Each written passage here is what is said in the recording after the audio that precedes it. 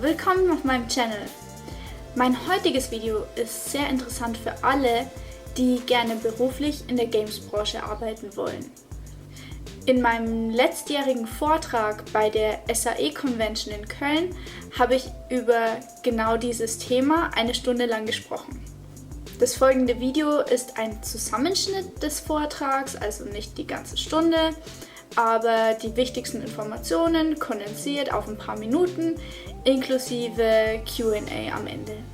Der Talk, den ich gegeben habe, ist leider auf Englisch, aber ich bin sicher, das ist kein Problem für euch.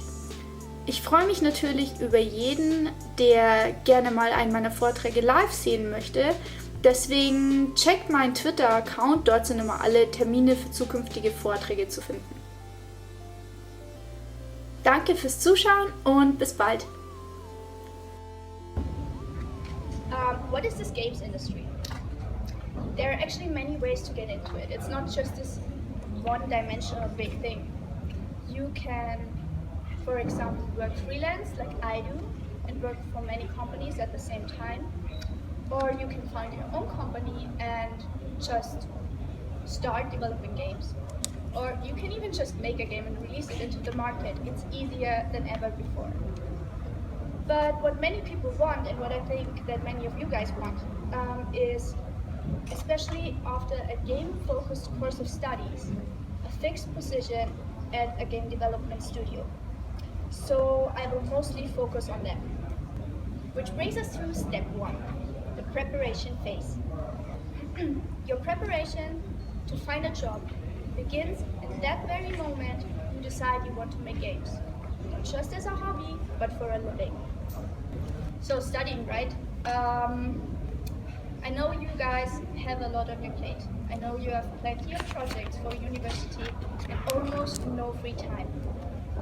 But what can actually help you most to get noticed after your studies by a company is, for example, a voluntary internship during summer break.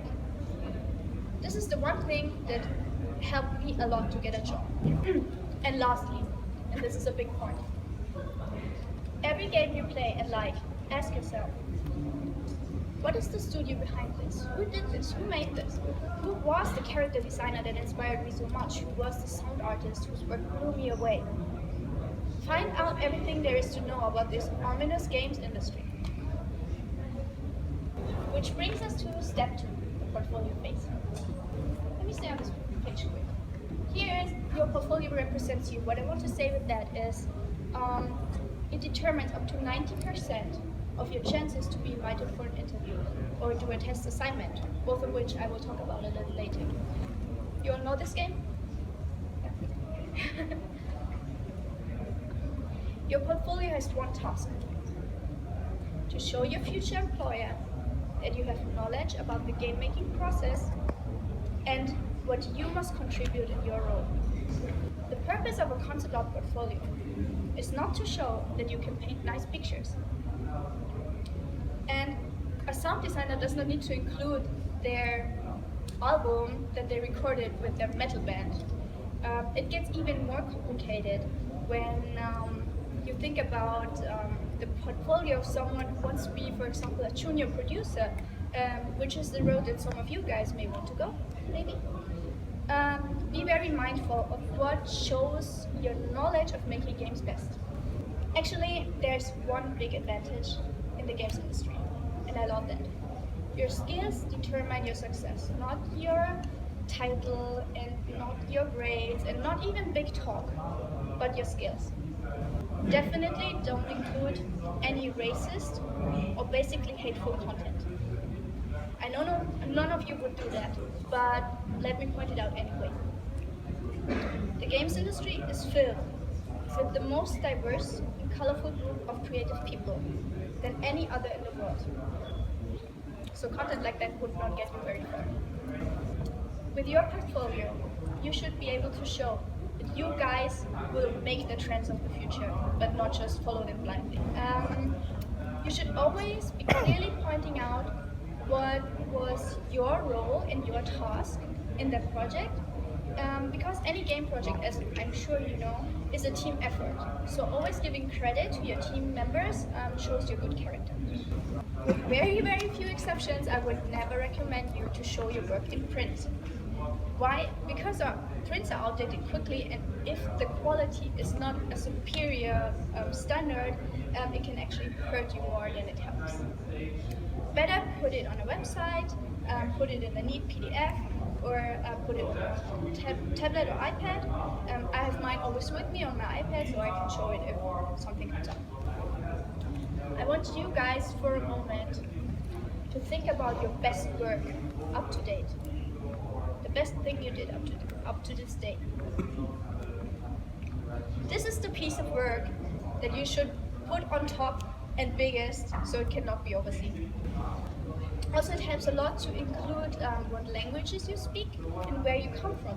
Why? There's a simple reason. So any HR person that will review your website or your portfolio can easily see if you can get maybe a work visa for the country the company is in, or you speak the language that is spoken within the company.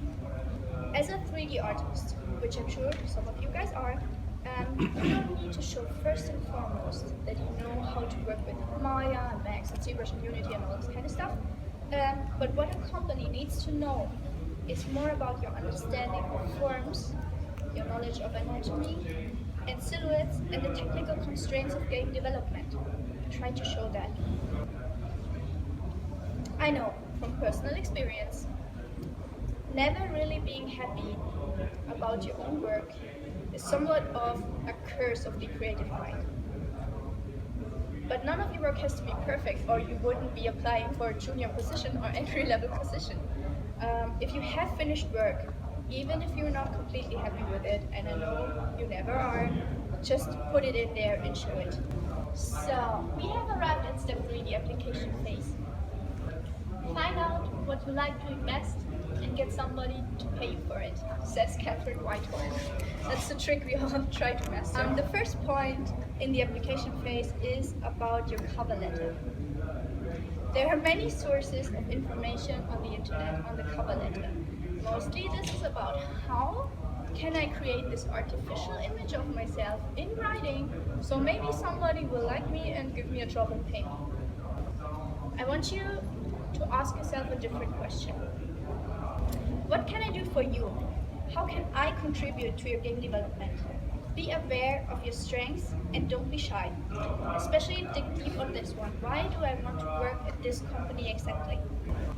Once you send in your portfolio, it's truly out of your hands. It's not always clear who will look at your application and for how long. It could be a producer, it could be an HR person, or it could be someone from your field, like maybe a lead game designer. So if you get rejected a few times, or even many times, like I did, honestly, or even worse, if you don't hear back at all, like I had happened to me a ton of times, don't be disappointed and don't give up.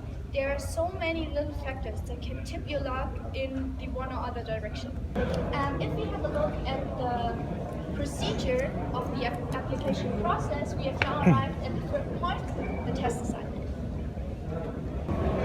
If your application magically got forwarded to the right person, and they checked their emails just in the right moment, and they found you interesting and thought that you were a potential match for the open position, they will most likely ask you to do a test assignment or audition project.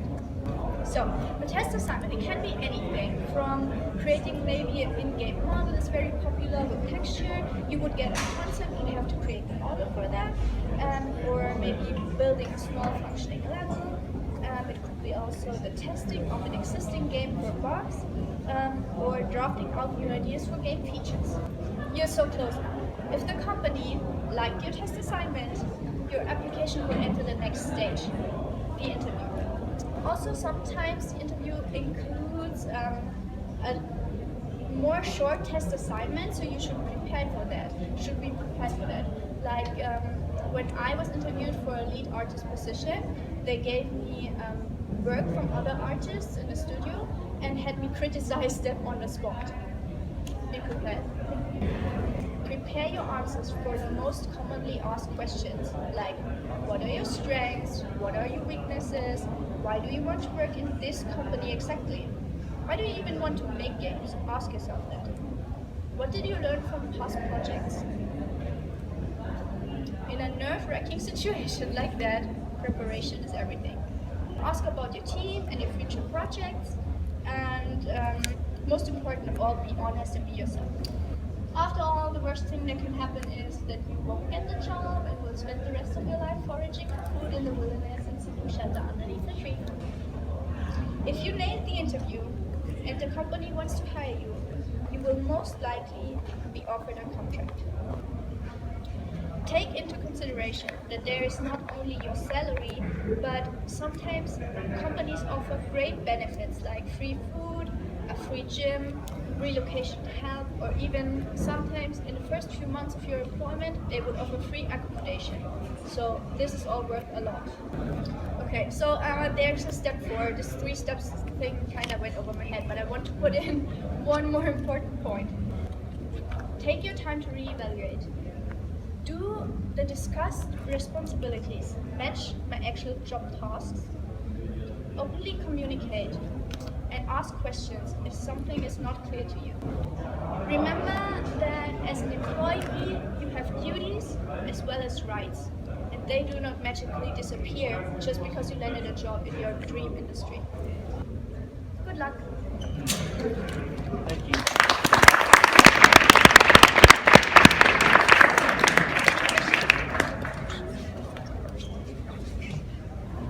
No questions?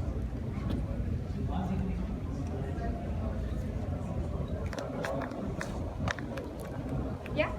You maybe have an example on one of your portfolios? I never saw one. Example portfolios?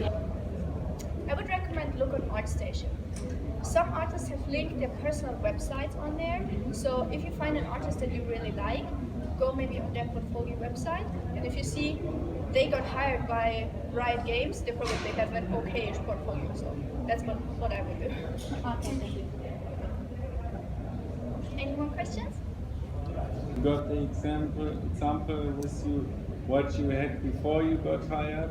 After Oh, I you don't took have it the with me. pictures? Oh my god, it's rotting away in my closet. But it was a printed portfolio, right? So that's why I recommend you not to print anything. And I put my artwork that was generally, it was student work, so it was not really up to their standard. It wasn't super bad, but it wasn't super good either.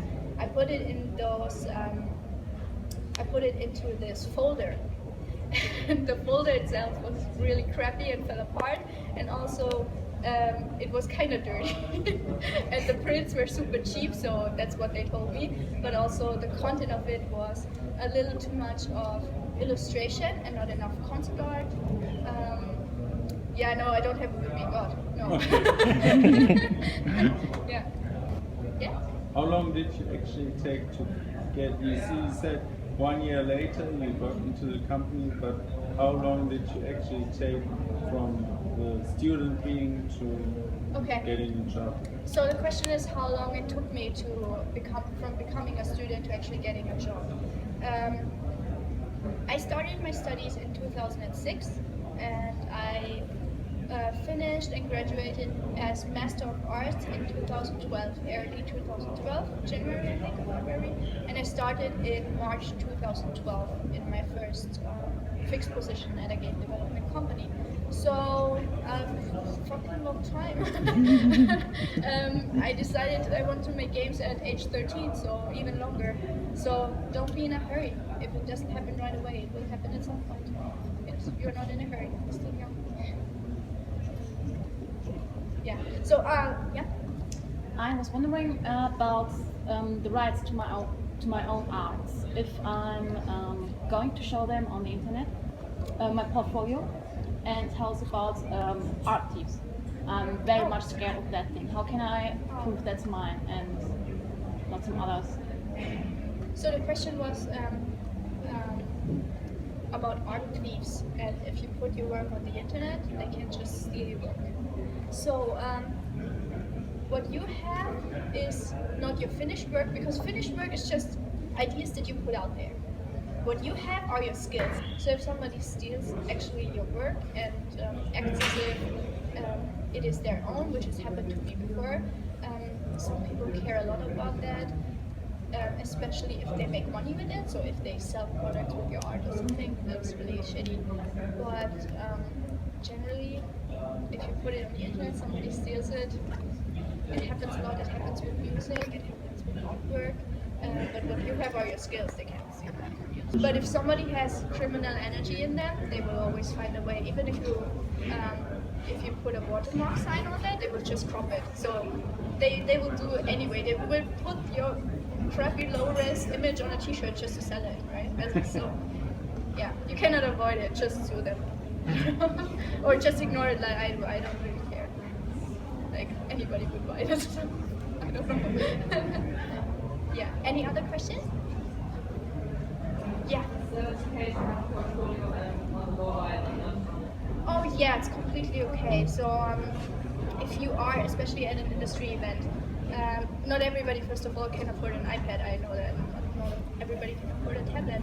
So if you're at an industry event and you meet somebody and you have the phone ready, but at a party or something, and you don't have a tablet with you, you can just whip it out and show them. Way better than have a printed portfolio that is maybe A1 in size or something. Yeah, it's good. Yeah. Have you seen any recent work of yours in an actual game? Okay, so this is a good question. Yeah, you can. I can show you on my iPad later. But this is part of the non-disclosure agreement part I spoke about. If you just start out working at a company, or like I do, work freelance on games, you actually cannot always show what you did. Sometimes for a very long time.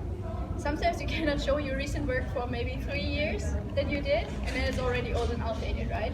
So no, I cannot show you anything because everything is under non-disclosure. But secretly, if you talk to me in the hall, I can show you. Yeah. Or I will get sued. I don't know. And I wish you good luck with all your applications.